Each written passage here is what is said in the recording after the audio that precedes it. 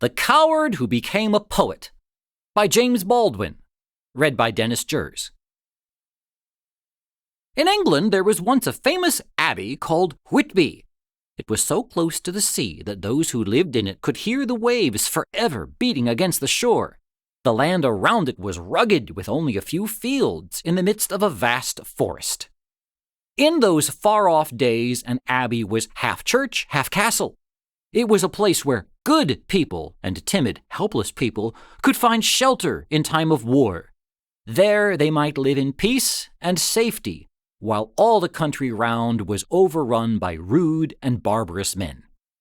One cold night in winter, the serving men of the abbey were gathered in the great kitchen. They were sitting around the fire and trying to keep themselves warm. Out of doors, the wind was blowing. The men heard it as it whistled through the trees and rattled the doors of the abbey. They drew up closer to the fire and felt thankful that they were safe from the raging storm. "Who will sing us a song?" said the master woodman as he threw a fresh log upon the fire. "Yes, a song, shouted some of the others. "Let us have a good old song that will help to keep us warm." "We can all be minstrels tonight. Suppose we each sing a song in turn. What say you?" "Agreed! Agreed!" "Agreed!" cried all the others. "And the cook shall begin!" The woodman stirred the fire until the flames leaped high and the sparks flew out of the roof hole. Then the chief cook began his song. He sang of war, and of bold, rough deeds, and of love and sorrow. After him, the other men were called, one by one, and each in turn sang his favorite song. The woodman sang of the wild forest, the plowman sang of the fields, the shepherd sang of his sheep, and those who listened forgot about the storm and the cold weather. But in the corner, almost hidden from his fellows, one poor man was sitting who did not enjoy the singing. It was Caedmon the Cowherd. "What shall I do when it comes my turn?" he said to himself. "I do not know any song. My voice is harsh, and I cannot sing." So he sat there, trembling and afraid, for he was a timid, bashful man and did not like to be noticed. At last, just as the blacksmith was in the midst of a stirring song, he rose quietly and went out into the darkness. He went across the narrow yard to the sheds where the cattle were kept in stormy weather. "The gentle cows will not ask a song of me," said the poor man. He soon found a warm corner, and there he lay down, covering himself with the straw.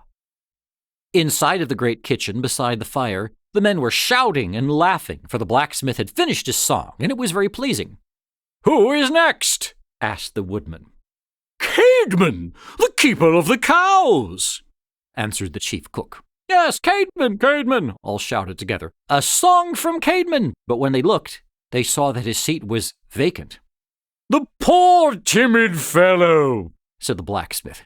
"He was afraid and has slipped away from us." In his safe, warm place in the straw, Caedmon soon fell asleep. All around him were the cows of the abbey, some chewing their cuds and others, like their master, quietly sleeping. The singing in the kitchen was ended, the fire had burned low, and each man had gone to his place. Then Caedmon had a strange dream. He thought that a wonderful light was shining around him. His eyes were dazzled by it. He rubbed them with his hands, and when they were quite open, he thought that he saw a beautiful face looking down upon him, and that a gentle voice said, "Caedmon, sing for me." At first he was so bewildered that he could not answer. Then he heard the voice again. "Caedmon, sing something." "Oh, I cannot sing," answered the poor man. "I do not know any song, and my voice is harsh and unpleasant. It was for this reason that I left my fellows in the abbey kitchen and came here to be alone." "But you must sing," said the voice. "You must sing." "What shall I sing?" he asked. "Sing of the creation," was the answer. Then Caedmon with only the cows as his hearers, opened his mouth and began to sing. He sang of the beginning of things, how the world was made, how the sun and moon came into being, how the land rose from the water, birds and the beasts were given life. All through the night he sat among the abbey cows and sang his wonderful song. When the stable boys and shepherds came out in the morning, they heard him singing, and they were so amazed that they stood still in the drifted snow and listened with open mouths. At length others of the servants heard him, and were entranced by his wonderful song, and one ran quickly and told the good abbess, or mistress of the abbey, what strange thing had happened. "Bring the cowherd hither, that I and those who are with me may hear him," said she.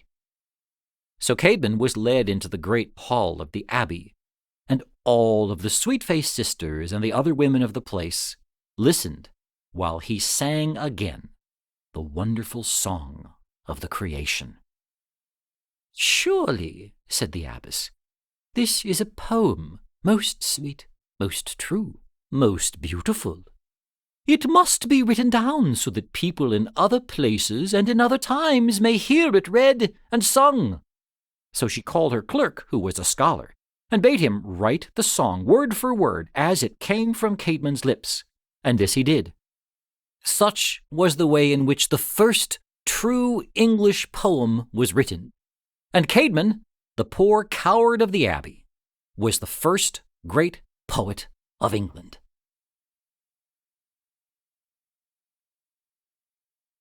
A production of We Are One Body Audio Theatre.